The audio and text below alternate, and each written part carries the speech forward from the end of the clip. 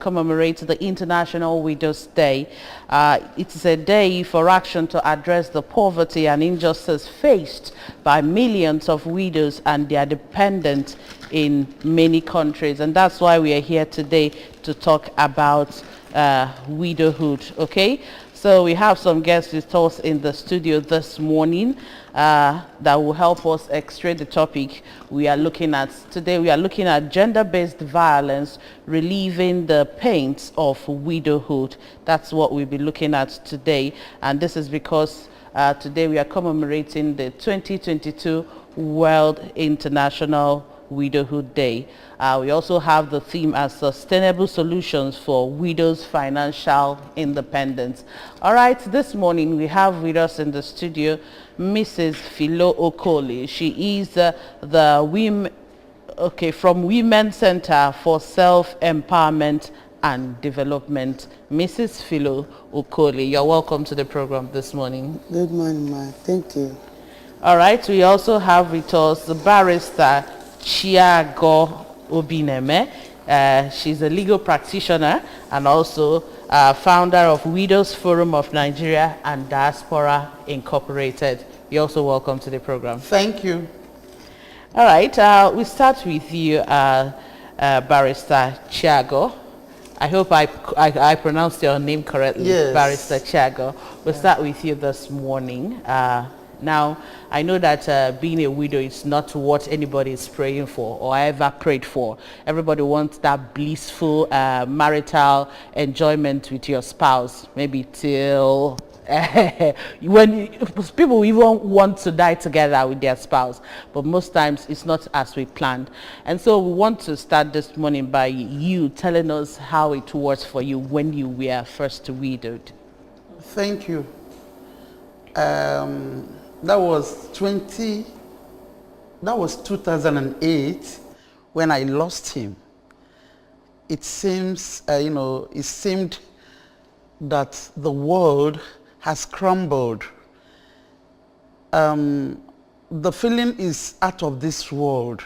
I can't even imagine the kind of feeling I had then, coupled with the fact that most of the relations that were around that time, we weren't friendly at all, So it's not something to relish on.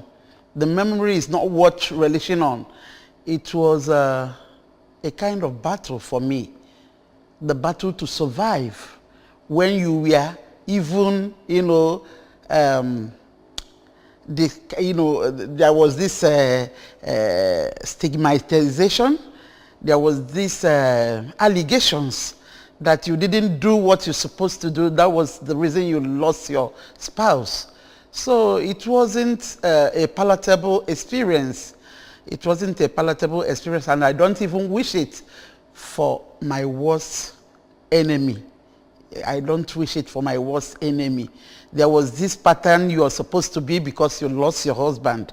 You have to sit as if you are, an outcast. You don't communicate. When people are coming, you just sit down and be moping and nodding. When people tell you sorry, you just nod. You are not expected to speak because you are widowed. You are not expected to, sleep. Even the place you were sitting, if sleep, the natural, that sleep is a natural thing. You are not expected to sleep. A lot of, I don't know how to put it, a lot of ill treatment. People look at you as that you have committed a crime because you are widowed.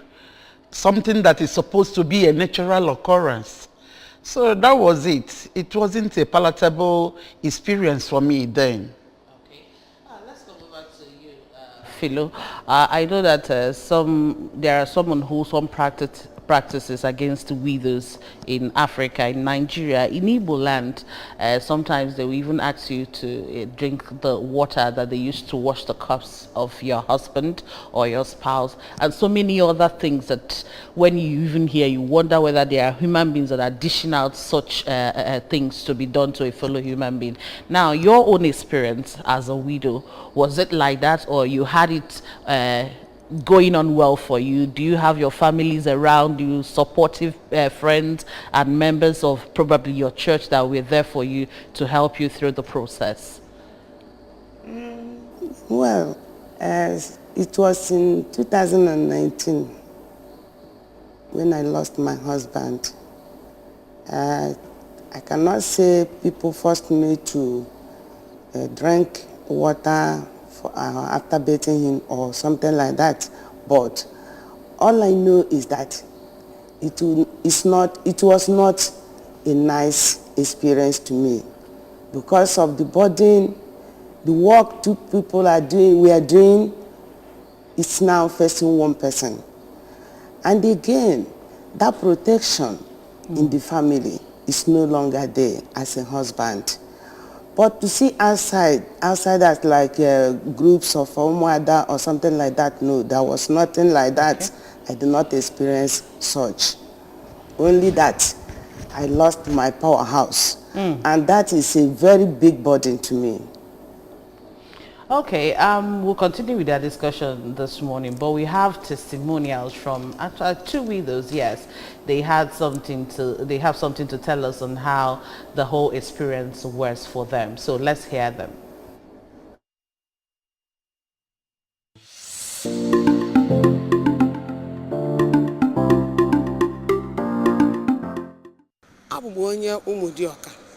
So now, ihe na-eme widows dị too much. Even myself, even 2 days before today, ọra m nwe n'anya nne di m ka anyị na-akpa ya, mana kịta nwanne di m osisi na mama mkpazi ọra na ọnya nwa wezie. So mụ na ya were ekosi okwu nwanne nya wee dịba. Some people na-agba na-atụ ilu meri ya eme ọ dịrọ mma. Fan alụm akụ oyibo dị m kọta na-atasị. Fan alụm nkwụ m gbutue ya si na ba na-alụ ụlọ without ịgba m agbarọ m. So ihe ndị a bụ ibe widows na-agabiga. Widows na-agabiga na ọnwụ ihe a na-eme n'obodo ada agwa ya maka na di ya mara o nwere ihe ọma about it. So n'ọzọ ọ jụtazịa ndị ọzọ onye na nwere odi Adam ife a na-eme n'obodo maka na ọ bụ na di ya nọ o jee gbasi ife ọpụta ọkọọlụ ya na ife nya ife ekwu mana onye na nwere di Adam ihe a na-eme n'obodo ọnọdụ ka onye nọ n'azụ obodo. So na okwu m bụ na ndị widows na-ata afụfụ. Va na-ata afụfụ nnukwu ụdị afụ a na-ata abụrụ afụ ndị mmadụ ụfọdụ ndị mmadụ ndị nwe di na-ata. So ndị widows na-azụ nwa ike ọ bụla onye ndị erapụ na tender age onye ya enebezi ụmụaka ya anya until na veto. So na widows nwere a lot of work. So even myself, I'm the president of widows na Gate of Heaven Prayer Ministry.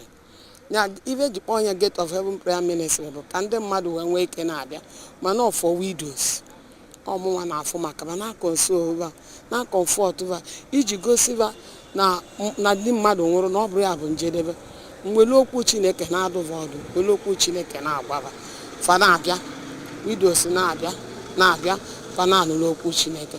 So na ife na-eme na widows na-aga nọdụ ọfụma bụ nwaanyị ọbụla mmalụ na ya di anwụgo welu Jizọs Kraịst melodi ọnya bụ na mmechakọrịa. So na nwaanyị ọbụla ma na di ya anwụgo o nwere ozi need ịgbaghalịva ka ya wee zụọ nwa na obesie on Jesus Christ nedo Jesus anya na Calvary one day Chukwu nwee ike bless ya.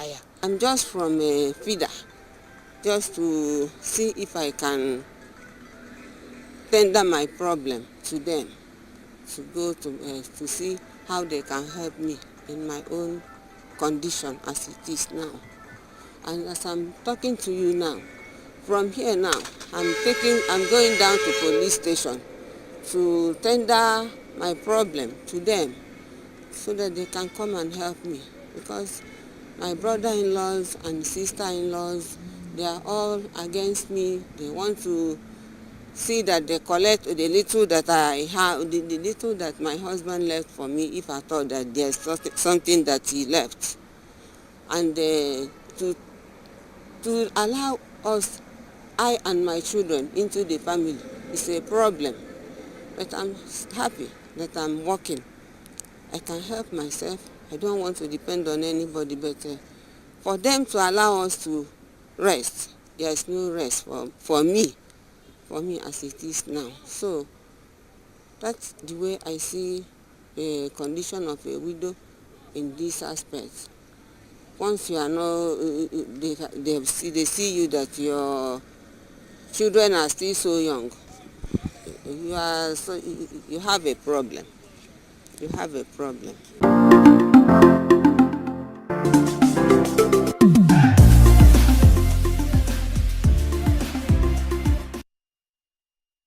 All right, you're welcome back to the program. I nakwana ya fugo ka ụmụ nwanyị na-abasi wee kọwapụta ka esi eme ha masị na mmegbu na-emegbu ha ọkachasị si n'aka ụmụnne di. Ọ dị ka ya dị ekwuzidokwu ihe ụmụada na-eme. Nkịtazi bụ ụmụnne di.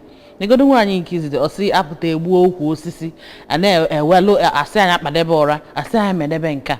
Kaibia Kanebe no barrister dika onye na-achịkọba ndị widows na Widows Forum of Nigeria and Diaspora Incorporated. Amam na unu na nwetakasị udeli complaint na dị iche iche. Dika onye na-agabiga ụdị ihe nwaanyị na-agabiga, kedu ihe ọ ga-eme, kedu otu unu ga-esi wee nyere ụdị onye aka?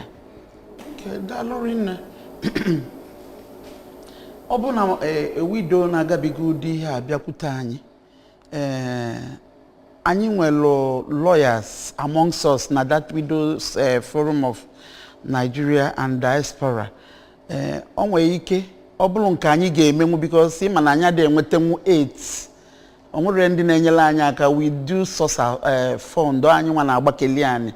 So ọ bụrụ na ọ bịakwute anyị ọ bụ nke anyị ga-emenwu enwere ike ofu onye n'ime anyị bụ a lawyer nwere ike dulie jee court onwe ihe a na-akpọ pro bono nya pro bono basis anyị ama nne ya ego but imago etu o si wee dịla anyị kịta ọ dịrọla anyị izi.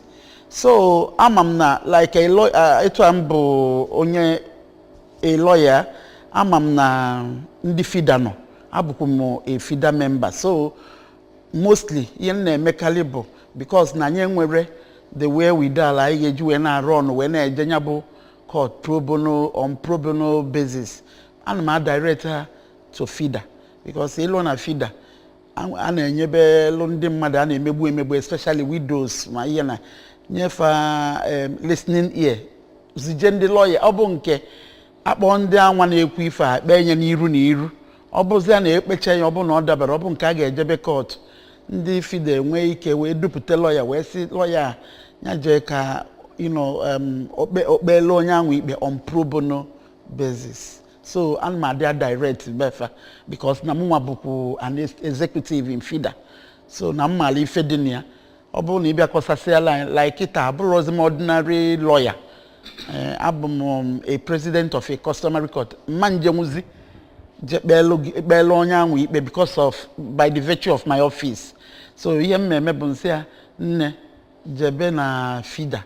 Eluze na FIDA ndi FIDA nyaka we me abụ m member of FIDA. Ọ dị maka ihe njiwe jụba gị abụ dịka ndị ebe a na-ekwu etu esi emegbunye ndị na-emegbu apart from ụdị nke onye akwụ ama m na onwe ndị bụ di ha nwa dịka ka nsi wee kọwa ndị a na-achụpụ ma n'ụlọ maka onye nke a n'ụlọ ma ndị a na-achụpụ ma n'ụlọ enwego cases like that. Kedu achọghị ma kedu ka unu si wee handle ya ma kedu ka esi wee nyela onye afọ aka ma ndị agha asị ha ṅụọ mmiri ozu ma ọ bụ achụpụ ha na ụmụ ha na-agagharị n'ụzọ. Onye ka na-ekwu ndị FIDA enwere ego nwee mfọ na FIDA. So if we look the case, we will look into it by mediation. We don't just jump into going to court. About that you know, about ndị na-emegbu onye anwa anya anụ nya ha listening ear ihe na akpọ fair hearing in law. Onye akwụcha onye ekwu anya wee nọ ebe a wee kwu etu ihe ga-esi wee dị. You know, ọ bụzi na nke na ndị a na-emesikwa kwaka ejebe court and mgbe iselu because some ihe bụ the unheard of isi nwaanyị aṅụọ mmiri ozu ị na-asị aṅụọ mmiri ozu ọka o bute ọya na mmiri ahụ eji wee sọ onye nwụrụ anwụ arụ. So nke ahụ abụọdịla ihe eji ntị anụ na onye ọbụla melie. I thank God na the lawmakers of Anambra State ha na-eme ihe kwesịrị ka ha mee. O nwere ihe a na-akpọ VAP law, VAPP law, Violence Against Persons Prohibition Law. In this VAP law, section 17 ya bụ maka widows ka okwu maka ya. So if you are doing somebody ijiri maka na onye na di enwe wee sị ka i wee megide eme na that law ye amado gị n'onu and amado gị n'onu, you may not come out from it. Ije nga mkpụrụ ọka. You may not come out ma ọ bụ na nnecha ya bụrụ n'eziokwu. Iman na free. So o mezie ndị mmadụ a na-atụ ụjọ. Onwe oge anyị nwere that case onye asị ya mụọ mmiri ozu ọchukwu mazika esi wee handle all the thing emechazi n'anya ọ bụ na ọ bụchara etu esi wee present ya ka o si wee okenye bụ ọ bụ na mmadụ bịa kpesalụ ụlọ ihe a na-eje eme proper investigation ka adị sure na ihe onye a na-ekwu bụ eziokwu. Of course a na-eje eme proper investigation. A ga-ebu ụzọ kpọta ndị anwa a na-ekwu maka fa ọnya bụ mediation fanọl etu adị nwa anọlụ iko n'iru fafa nwe akọ kama na ọ bụzi na asa avọ ha akwụkwọ ha juzie na ha ma mbịa amalụzie ejebezie court. Ọ dị mma ka anyị bịa bi nọ Filo, ama m na ụfọdụ ihe na-ewutekarịsị nwaanyị na onye ọ bụ ya na-arapụ bụ ka e ga-esi wee zụọ ụmụ ka e ga-esi wee na-eweta ma ego nri ma ife ndị ọzọ ire ọnụ the family, mana ọ na-akachasị njọ na nwaanyị bụ na o nwere ife ọ na-eme di wee rapụ, ọkachasị ebe ọ bụ nwoke bụ the breadwinner of the family. Ihe nji wee jụba gị bụ na ị bụ onye otu Women Center for Self-Empowerment and Development. So kedu ka unu si bata n'ebe inyelu ndị dịka ndị di ha rapụrụ aka arapụ ya inyelu ha aka ịfụ na ha kwụrụ kwudolo onwe ha? Thank you. Ka anyị si eme bụ anyị kpokọbara otu ndị di ha nwụrụ. Na mkpokọba otu ihe anyị na-eme bụ anyị na-eme meeting n'obodo. Ọ bụ na meeting ọbụla abịa a na-akọwa nkọwa iji gwa ụmụ nwaanyị ndị di ha nwụrụ n'ụwa abịabeghị na njedebe na ha ga-agba mbọ ị na-apụta na-anụ nkụzi a na-enye iji gosi ha na onye di nwụrụ ka nwere ọrụ Chineke hapụrụ ya ọ ga-arụ n'isi ụmụaka ya na ezinụlọ ya dị. Amụta nkụzi a dị na-amekwa ha agba ha ume ka ha ghọtakwa na ịnọ nkịtị adịghị mma, na ha kwesịrị ị na-emetụ ihe aka ya ka anyị ji bido ị na-eme ihe a na-akpọ savings ya kwa ọnwa ọbụla kwa ụka anyị na-atụ ụtụ onye bịa ọ na-atụnye a na-ede afa ga ego ọbụla ị wetara atụnye dee afa edecha afa eje tinye ebe a na-etinye na bankị etinye ya na bankị ọ bụrụ na afọ gwụ ewepụtakwa ego onye ọbụla ị nwere ike ị na-esevu ka ị ga na-esevu afọ gwụ ebupụta onye tụtara ebunyekwa ya ma ewepụ ya 1 naira. Ọzọkwa onye isi anyị na-bụ Mrs. Onyeka Obi na-akpọta ndị nkụzi dị iche iche ọlụ aka dị iche iche a na-akụziri ụmụ nwaanyị ndị dị ha nwụrụ ka esi eme ude, ka esi eme ncha, ka esi eme shampo dị iche iche, ncha dị iche iche, ka esi eme ọtụtụ ihe ma ịkwa akwa ma ihe ndị ọzọ. Oge ụfọdụ a na-ayọtakwa enyemaka n'aka ndị mmadụ ga-enwe ike inye maọbụ akwa eyifọrọ eyifọ maọbụ akpa maọbụ akpụkpọ ụkwụ. Ihe ndị a niile bụ ihe a na-ebukọta nyere ndị onwe ya ka maka na enwe widow nwekwa widows maka na grade dị iche iche enwe ndị enweghị ihe ha na-eme ọka ndị a ka eji na-enwe ike ị na-akụziri ndị mmadụ ka ha mara ma ndị nwere ma ndị enweghị ka ha mara na ịnọ nkịtị adịghị mma, ka ha nwee ihe a ga na-eji asọsten onwe ha na-enyekwala ezinụlọ ha aka wee nwee ike na-alụkwọrụ ha maka di ya nwa nwụrụ anwụ chọpụta na ezinụlọ ya gasa obi ya ha dịkwa ya mma na ọlụ ya na nwunye ya na-alụ na nwunye ya da-alụrụzie ọfụma n'agbanyeghị na ya nwa anọ ya. Ọ dị mma nnachata ebe nọ barista dịka mgbe gị nwa bụ onye isi na ndị Widows Forum in Nigeria and Diaspora. Kedu kene ife ibu n'obi wee wepụta anya bụ ọgbakọ ebe unu ga na-enebe anya fụ ka unu si enyelu ndị difa rapụrụ aka? Eziokwu na ama m na gị nwa ndị ga-arapụgo, mana ọ nwegasị ife ndị unu bụ n'obi iji wee wepụta and otu ọ dị kịta anụnwa ife afọ ibu n'obi wee wepụta kedu ebe unu nọ na ya? O nwee ife ndị anyị bi n'obi wee chịkọba this group a na-akpọ Widows Forum of Nigeria and Diaspora, because ịma na ndị oyibo si na onye gbashu mala ebe ọ na-afịa ofu. Etu a m bụ widow, amagolu m most of afụfụ ndị widows na-atagasị. So anyị wee chịkọba ife a ka anyị ji wee nyelụ ndị widows aka, especially ndị onwere ka ọrafa, ndị ụwa na-atụ n'ọnụ. So in my organization, anyị enyegolo a lot of widows aka, ma ndị anyị bidoro ọrụ, that is empowerment. Onwe like the other time, onwe ndị nwetacha ife eji akwọ ihe, you know, millers akwa ihe a na-akpụ ya, nwee ndị nweta nke eji asụ akpụ, nwee ndị nwetagacha ihe dị iche iche, nwee ndị like ndị na-esi ịgba inyefe ego ha ji ebute nya bụ floor eji eme ịgba wee na-eme. So anyị na-enyelufe aka. Then like I said earlier, anyị na-enyekwelu ndị a na-anapụ ihe ha n'ike by directing them on the path ha yesi wee so ya wee nweta ihe anwa a na-anapụ ha. Then na-elidikwe widows to God, maka nke a kachasị ihe niile, because na a widow enwere Chineke, a widow amara enwere the fear of God, ama nwekwa ike wee so onye n'ụzọ kwesịrị ka o wee nwee ike wee dịrị ya na mma.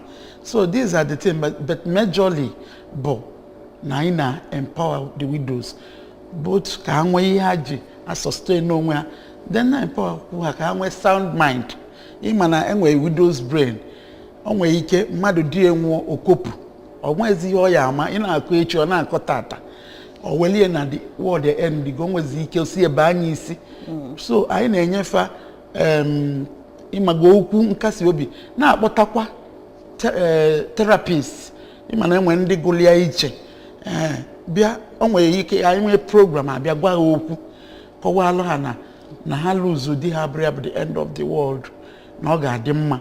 So ọ ife niile abụ ihe onwe ajụjụ nchọ eju, even though ọ dị funny, mana ọ kwesịrị ọ ya aka mma na nwaanyị ị na-aba be di maọbụ ị na-achịnụ di, ibulu n'obi, you prepare your mind that o nwere ike ịlalụ ụla teta tomorrow na yara afụzọ ya gịnị anụ, maka na ọ dị just like you said na ụfọdụ n'obi na-ekoloko ha, ụfọdụ amara na ọ ga-eme. Maka afụgo m onye gbara akwụkwọ taa, elu echi die na-abụ nwa accident nwụrụ, nwe ndị agbamakwụkwọ dadị a na-agba akwụkwọ ka ọnwụkwa.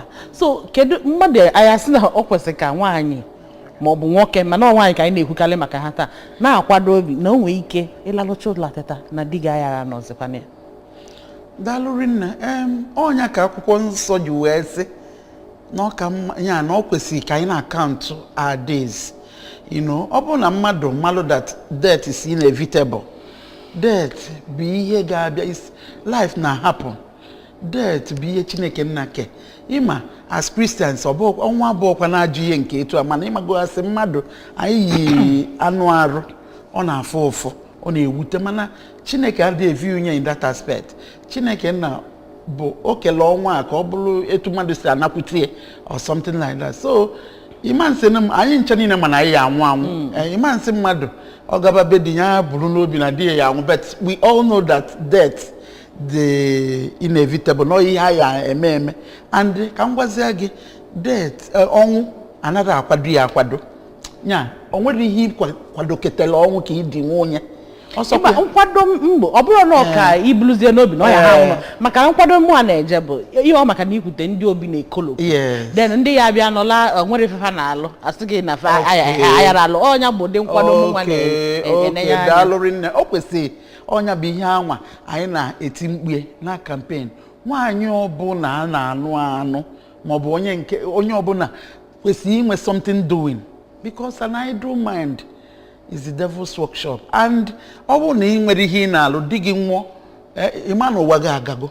Like ọ bụrụ na ọ nwere ihe na-alụ mgbe di m nwụrụ, ọ bụrụ na ọ nwere ihe na-alụ, no matter how small, amara m ihe aka bụ osi ya. So onye ọbụla na-aba na be nwoke ijezi na di m nwere ego ka ị nọlụ ka na ịbụ oliakụ, mba, because onwe ka ụkwụ si wee kpọọ ụdị ihe a mee, kedu ihe ị ga-eme. So ọ ka mma na nwaanyị ọbụla jere ije di ya enwe something doing, no matter how small, ya na-etinye nri na tebụl ya, i relax na ọsọkwa ya bụ na nwoke a bụ ezu na mama, mba, ya na-eme nke gị, ị na-ewechete nwoke a na-ewechete, adị ama ọ bụrụ na ụkwụ kpọọ etu o si wee dịla anyị n'ụbọchị taa inwe n'ihe ga-arịla anyị mago adebedo wee si na wee na-akụtala ụmụazị nni wee na-ayọzi Chukwu daalụ rinne. Ọ dị mma. Philo, anyị ma na abịa ebe challenges ndị widows na-efesi kali ọ bụ finance bụkarị the major thing maka na finance ọ na-ego a ka ga-eji wee na-eli nri n'ụlọ na-ego a ka ga-eji wee na-azụkwa na ụmụazị na-emegasị ife ndị ọzọ dị iche iche. anyị na ya na theme of this year's celebration, all sustainable solutions for widows' financial independence. Gịnwa ka njụọ gị n'uche nke gị kedu ka ga-esi through this theme of this year nenye anya foto ga-esi wee ịmagonya bụ ọdachi n'ihe gbasara ego n'ebe ndị dị farapụlụ nọ, kedu ka ga-esi wee ji nri tim a wee nye aka ịfụ na ụfọdụ ụmụ nwaanyị na-akwadolu fa ka fakwụlụlụ onwe fa? Ndewo nne, tupu aza m ajụjụ a o nwere ihe m chọrọ ka m kọwatụ. Nke mbụ bụ na abịa na policy making enweghị ihe a na-ekwu maka ụmụ nwaanyị ndị di ha nwụrụ. A na-eme na meeting, a discuss anything about it. Ekwesịrị Nigeria inwe strong law ga protect widows right. Abịakwa nwecha anya dị na-enwekwa leaders ịdị inye nkwado ensure na na-implement those laws. Ọ bụrụ na enwelie nsogbu ndị widow ga-abịa na njedebe, ọ gaghị na-adị otu o si ghasa maka na a na-apụ ya sị ka anyị kwube a ga-eme nka a ga-eme nka, onye ga-eme onwe ya n'ebe like nke anyị na-eme. Anyị ma afụfụ anyị na-ata, kachasị onye isi anyị bụ Mrs. Onyeka Obi. Nwaanyị a na-eje obodo dị iche iche na-ayọ ayịyọ a ga-eji nyere ndị widows aka. Bụladị last year imelụ akpọtara ndị bịara nene ahụike, cancer, cervical cancer, breast cancer, sugar level, ihe ndị a niile free of charge, mana ofu onye na-agbagheli ka a esi mie inyere ndị widows aka dị mma ka gọọmenti tinye anya. Ọ bụ na gọọmenti tinye anya then ndị ọlụzi bụ ndị ọchịchị enwe ike na-ebubazie n'ime obodo a na-afụzi na ihe ndị a edere n'iwu na a na-eme ya maka na anyị sị kịta onye anyị si eme akpọkọnọ ndị widows a na-akụziri ha ọ dị mma, mana onye na-eme emegide ya onwe ụbọchị a chọrọ onye isi achọ afụghọzi onye a na-ekonata ihe ndị agha ga-ana n'iyi. Na ka ọ ga-adị mma bụ na gọọmenti ga-abatalịrị nyere anyị aka. Then ndị widow nwa na-ekwukwa a na-apụta because ọ bụrụ na gọọmenti na-enye aka a na-akpọ oku widows ha na-apụta, ụfọdụ na-akpọ ebe ụfọdụ ada-apụta. Ka ntị etụkwa ọnụ n'ihe na-ekwu ịma na mgbe ị na-akọwa isi na enwe levels of widows. Yes. Enwe ndị widow kwụchim. Yes. Jide ife. Kedu ka ha nwasikwa nye aka na-abịa n'ebe ndị nke na-enwero ka ọra fanọ? Ihe niile ndị a si na obi onye nwere. Enwe ndị widows ndị ka ibe ha na-enye aka ma akpọba oku. Ha bịa ha enye donation. Enwe ike ụfọdụ asị ka enyelu 20,000 ka e wee tinye na rice a ga-esi because anyị mebe mmemme a na-esi nri and nri a bụ n'isi onye isi ka ọ na-ada, enweghị onye na-enye aka. So anyị benecha anyị bịakwa bụrụ widow bịakwa na-ata afụfụ, ọ na-agwụwa ike ị na-akpọkọ n'anya bụ otu na mana ọ dị mma ọ bụrụ na gọọmenti ya na-ekwulile ọ bụrụ na ndị na-achị achị nyere aka fụ na enwere iwu ahụ ndị na-achị achị enyekwa aka ịfụ na a na-edebe iwu ahụ, ọ ga-abịakwa na ọ ga-adị amakwa n'ezigbo mma ịfụ ihe ọbụla ekwuru a ga-eme because a ga-afụkwu ihe a ga-eji wee mee ihe ndị ahụ ekwuru n'iwu. So na ihe na-akọwa bụ nọọ gọọmenti kwesịrị ịbata nye ka maka ị na-ene anya na tim anyị nọọ ime ka ụmụ nwaanyị nwekele onwe ha dị independent n'ebe ihe gbasara ego nọ. So nọọ oke n'ọlụ dịkwalụ gọọmenti, ọ bụrụ na ọha nwa ka ọ dịchalụ chacha mana oke n'ọlụ dịlụ ha ịfụ na fanyela aka ka ụmụ nwaanyị dị ha rapụgolu ka afọ otu ga-esi nyelụ ha aka. Mana abịakwanụ na ịma na gọọmenti ya emesi ihe niile abịakwa n'obodo ama m na enwe ndị ji ife n'obodo nwee ndị igwe nwee ndị PGs abịakwa na-enwekwa women wing, enwekwa women executive and all that. So kedu ka ndị a ga-esi wee batakwa maka na ana m anya na tim anụwa ka ndị a esi bata bụ ọkwa site n'aka ndị isi na-achị ndị widows a ka ha ga-eji na-eji akọwatara ndị mmadụ ndị igwe ndị na-achị obodo otu ụmụ nwaanyị dị iche iche na ihe dị otu a dị, ha nwere ike inye aka, ha nwere ike na-enye ego aka dịka ọnwego mgbe e nyere ụdị aka dị etu a enwecha ihe dịka mechin eji akwa ekegara ndị widows. Enwekwara ndị mgbe ụfọdụ ndị politicians ji apụta ha na-enyere aka, mana ịmago na nke a bụ mgbe ọchịchị luolu abịa fụcha afọ ndị widows, ọ naghị adịcha permanent and ọ bụghị mmụọ onye a bụ mmụọ onye a.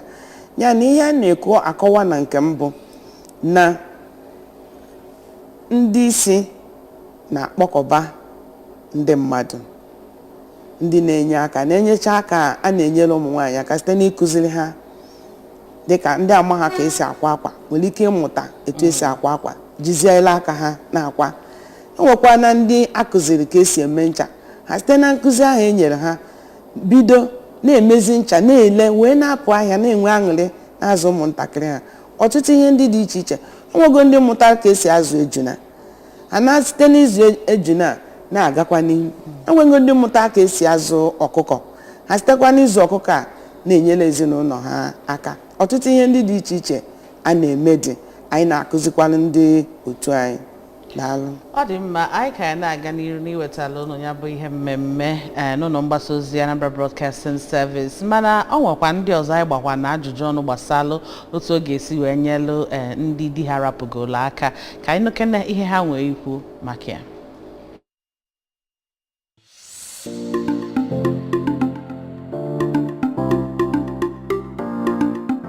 The number of widows are increasing. Why? Because you see there are a lot of conflict in the society today, and who are these people making this conflict? When it comes to war, men are the ones fighting.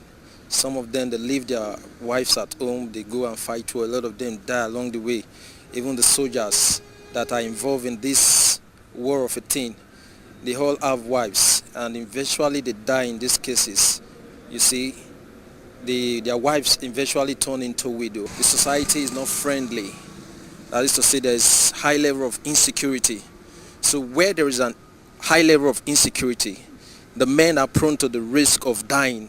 And when the men die, we have a lot of influx of the women as widows. The only way we can cope the situation is to see how we can adjust our political activities in the society, because in most cases what are resulting to this conflict in most cases is as a result of political indifference and imbalance. So the only way they can come out from it is sometimes when they have something to keep themselves busy. That is only how they can come out from it. And I think the government also have a big role to play in this by empowering these women so that they can get themselves involved in activities that can keep them busy. The government can come to their aid by one, trying to support them with employment or giving them aids like financial aid to start up something, even no matter how small it is, so that they will still provide for the family. Even get to meet them in their association, trying to find out what their problems are.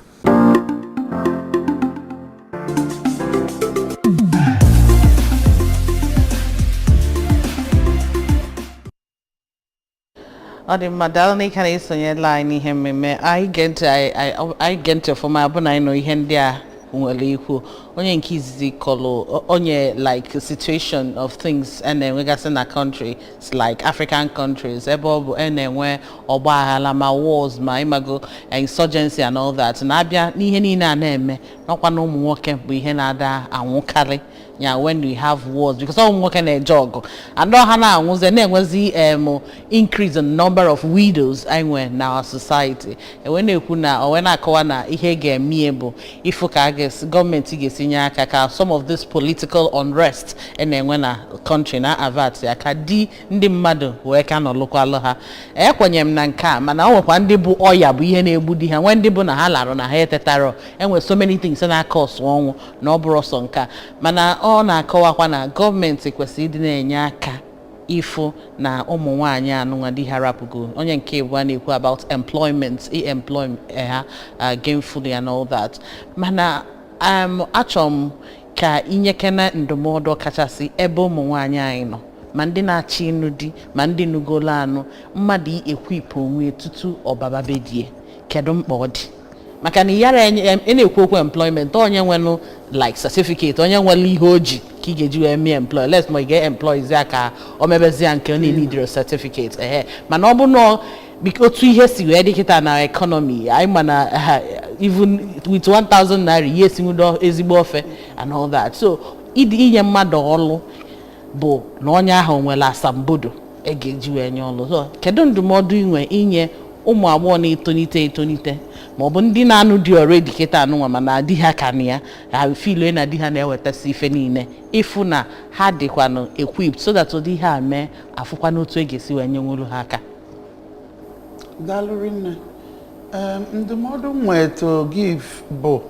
onye ọbụla mgbado isi elili nwegodi the basics like mmadụ onye nwa agbọghọbịa n'obe nne gbado isi elili gụọ akwụkwọ kama asịzịa ewu na ego nwa adịrọ ọ bụgodu nọ SS3 certificate ka iji ọ dị mkpa then ihe ọzọ abụọkwanụ so akwụkwọ because ịma na a na-ekwu maka employment ọ dị mma but skills matters a lot ị na-anya kịta ifu na ndị na-eme ebituzi ego aka karịa anyị nwa bụ ndị nọ n'ọlụ oyibo bụ ndị nwere aka ọlụ biko ọ ka mma asị nwa agbọghọbịa ọ bụrụ na ego a ga-eji wee zụ gị n'ụlọ akwụkwọ adịrọ ka ịgụcha SS3 na ego adịrọ onwe ka esi wee mechakọnata ego biko kaba arụ jee mụọ ọlụ aka ife dịka ịkwa akwa ife dịka ime keeki ife dịka ime makeup ihe dịka a lot of things a na-amụ bụ ọlụ aka amaka ọ ya aga ọ bụrụ na ịba be nwoke echi